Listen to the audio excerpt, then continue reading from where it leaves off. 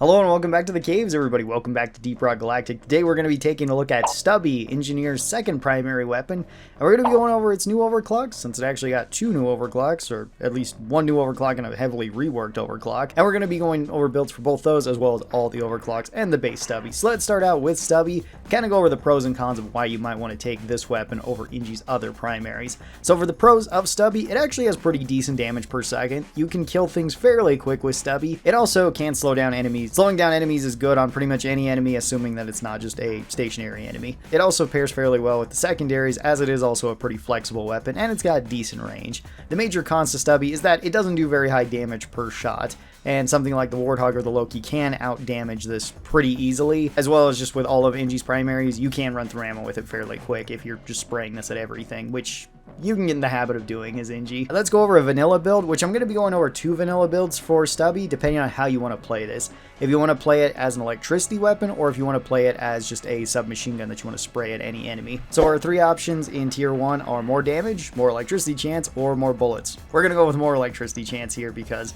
it's going to get us the most value for an electricity build. In tier 2, we have increased magazine, decreased recoil, and increased rate of fire. All of these are really good options. Pick whichever one you'd like. I usually go with the larger mag size, so we go up to 40 rounds, but if you like the increased rate of fire, go with that one. If you feel like Stubby bounces around a little bit, go with the recoil reduction. I should also say I'm using Karl.gg as a site, which is a fantastic site. Be sure to check it out. It is a free builder that you can use online, and then you can see what your actual full build stats are too for this. In tier 2, we have either damage or ammo. Usually I go with ammo here for the electricity build. A lot of our damage is going to be coming from the electricity and not necessarily from Stubby, but both these options are pretty good. In tier 4, we have more weak spot damage, more damage based on electricity, or we have the hardened rounds to shred armor.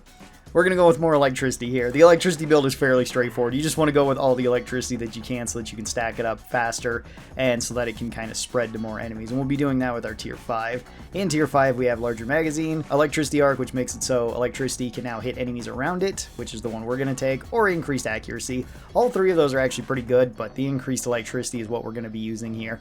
And for this will slow down enemies, and it makes it so you can do decently well against tightly grouped up enemies. If they're more spread out, then you're going to have to pick these off one at a time. This makes Stubby a pretty good option for clearing up most crowds, and it does okay against big targets. Still not the best for that role, but it's alright. If you want more of a classic submachine gun, more so than the electricity one, you'll always have electricity on Stubby, but this one won't proc as often, nor will you have all the bonus effects of like electricity damage to multiple enemies with this.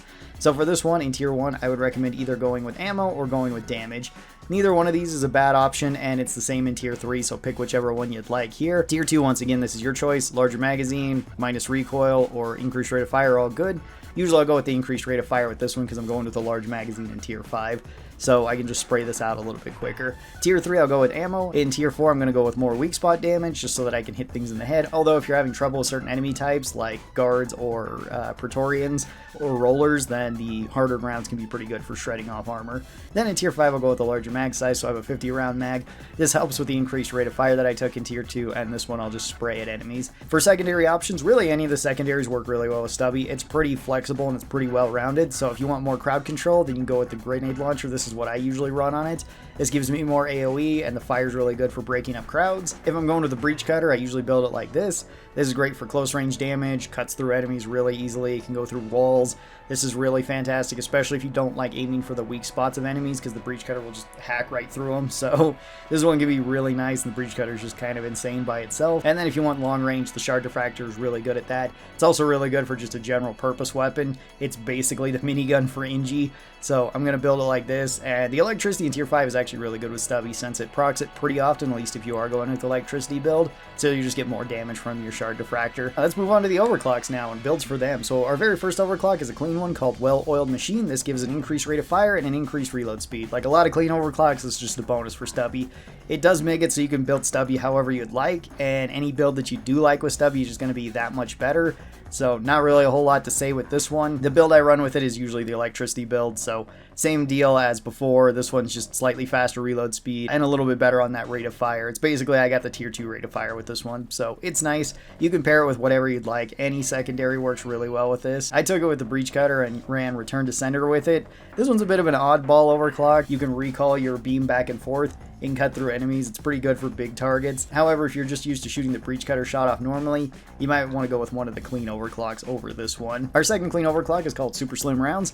This is another pretty straightforward overclock. You get 5 more mag size and you get 20% reduced base spread. You're more accurate and you have slightly more ammo.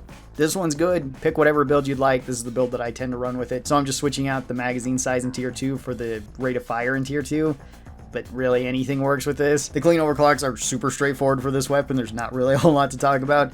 Same thing goes with the secondary. Pick whichever secondary you like. For me, I'm going with efficiency tweaks for the shard diffractor, more ammo. It's another clean overclock that fits really well with this. If you like the shard diffractor, this one's going to be really good. If you don't like the shard diffractor, you can swap this out for any of the other secondaries and it's going to be really good. Up next is our first balanced overclock, and this one's a little bit unique. We've got lightweight rounds. This one gives you 180 more max ammo, but you lose out on 1 direct damage and 2 rate of fire. This one's kind of an awkward one for Stubby. This one can help Stubby overall. You could also go with all ammo for this build, and it's kind of fun to do that, although you're not doing very much damage with it. This is the way that I'm building it, so it's very similar to my other Stubby builds. I'm mostly just taking this for extra ammo. It works pretty well for secondary weapons that don't have the most ammo, and to where you have to rely on Stubby more often than you normally would. If you're being pretty efficient in missions, this probably isn't going to be such a big deal for you, though. Just simply because you're going to be getting resupplies more often, so you're going to be having more ammo. This one can be kind of useful for people that are just getting used to some other overclocks that don't have the most amount of ammo, like something like Fat Boy, and maybe you're playing on lower difficulties where the damage doesn't really matter and having more bullets does. On higher difficulties, this one is kind of okay, and I don't really run it all that often. For secondary, I like running this with Hyper Propellant. It's pretty fun then, and Hyper Propellant has been kind of fixed since last time I talked about it. So I'm running it like this, more ammo, armor breaking, because armor breaking actually does kind of work with the grenade launcher now. It always worked with the grenade launcher, but it was on the actual hit of the grenade, not the explosion. So it works a little bit better now with Hyper Propellant, and they've kind of fixed fire. Although if I am taking this on a robot mission, I will be running fire on it. Stuns are kind of nice in tier 5 since I don't think the randomized damage is working yet. And then more damage for it. This one is just for picking off enemies at a distance. I pull it out to snipe off big enemies or to snipe off high priority targets, and then I'll switch back to Stubby, and that's what I'm going to be using for the majority of the round. Pretty straightforward build here, and you can swap this out for quite a few other secondaries if you'd like, but I do like taking this with a high damage secondary.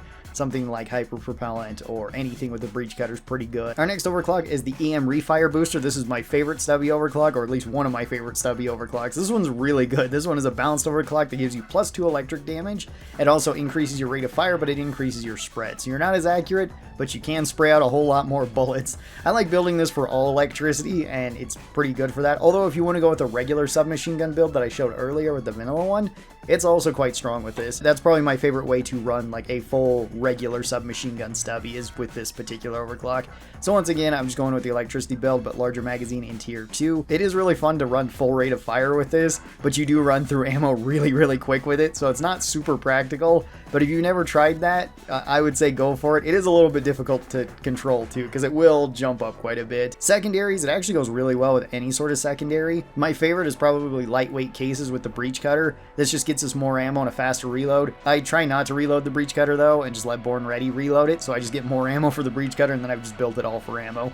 So I can use the breach cutter against anything big that gets up close, and I can use Stubby for absolutely everything else. This build isn't great at long range though, since Stubby's not the most accurate with this build, but it is really good at close and medium range. Then we come to our newest overclock for Stubby, which is the Hyperalloy Assembly.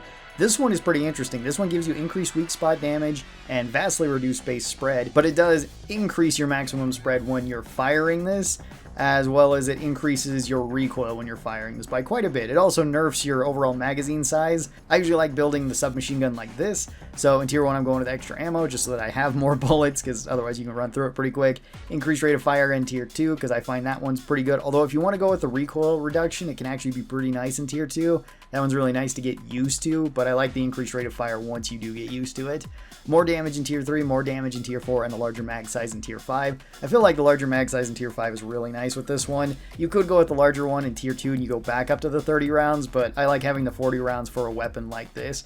Mostly with this one, you're going to be trying to hit headshots or weak spots in general, because this is where you're going to get the most of your damage from this submachine gun. It's a bit of a different way to play Stubby, and I do like that this one was added, even though it's probably not my most used for Stubby. It is at least interesting though, it makes you play a little bit differently. For a secondary, I like running this with feedback loop for the shard diffractor. This one's pretty nice for crowd control. It's also pretty good for picking off targets at a distance because even though Stubby has really low base spread, with the extra recoil, it is kind of hard to keep your crosshair on the target when your gun is bouncing upwards. So shard diffractor kind of takes care of that, and it can take care of crowds, while Stubby can pick off single enemies one at a time. So that's usually how I run it.